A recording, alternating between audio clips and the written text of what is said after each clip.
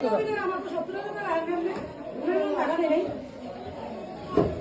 এখানে জামানো VAT ID সহ আপনারা এখানে খরচ থাকি গেছেন এবং এটা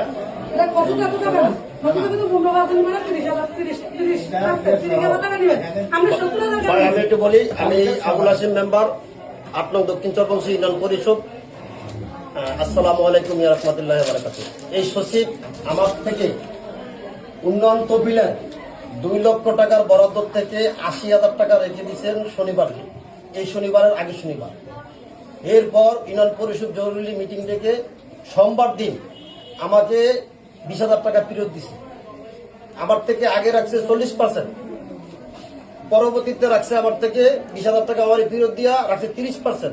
উনি বলছে জামানতের 5% আমাকে ব্যাক দিবে, আর বাকি যে 25% এই টাকাটা উনি কোন কোন খাতে ব্যয় করছে, মানে কোন কোন খাতে উনি দিছে। উনির কাছে আমি বাউসাল চাইছি, উনি বলছে যে বাউসাল, উনি বাউসাল আমাকে আজ পর্যন্ত দেয় নাই। এখন আবার উনি অস্বীকার করে আমার থেকে টাকা রাখে না। আমি লাইভে গেছি। আপনার বক্তব্য কি? আপনার নাম কি? আমার নাম ফাতেমা মেম্বার। আমার থেকে রাখছে উনি ৮০,০০০ রাখছে, পরে ১০,০০০ দিয়ে দিয়েছে। ২ লাখ টাকার কাজের মধ্যে আর আমি ৭০,০০০ কি জন্য আপনার থেকে টাকাটা কাটি রাখছে? এটা রাখছে পার্সেন্টেজ হিসেবে রাখে। ঘুষ ঘুষ। জি, এই বিষয়ে আপনি বক্তব্য কি সচিব মহোদয়?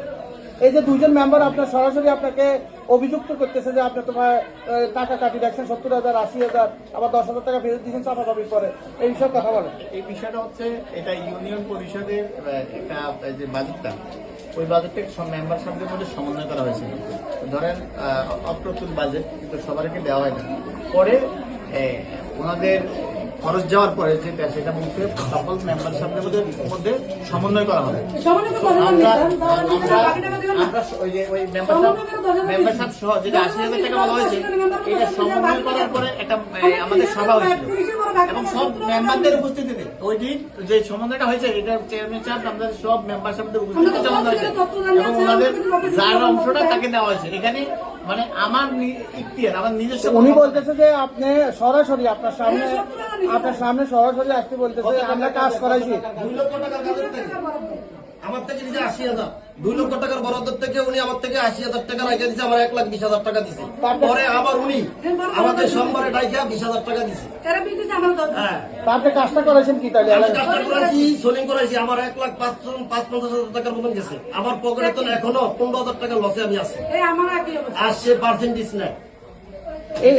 ঘুষ আপনি কেন এগুলো কেন আপনি ঘুষ গুলো নেন? আপনি সরকারের রাজস্ব বা বেতন পান, জনগণের ট্যাক্সের টাকা বেতন পান, আপনি কেন এগুলো করেন? ঘুষ নেই বা এখানে কোনো ঘুষের কাজ নাই, এখানে সমন্বয় করা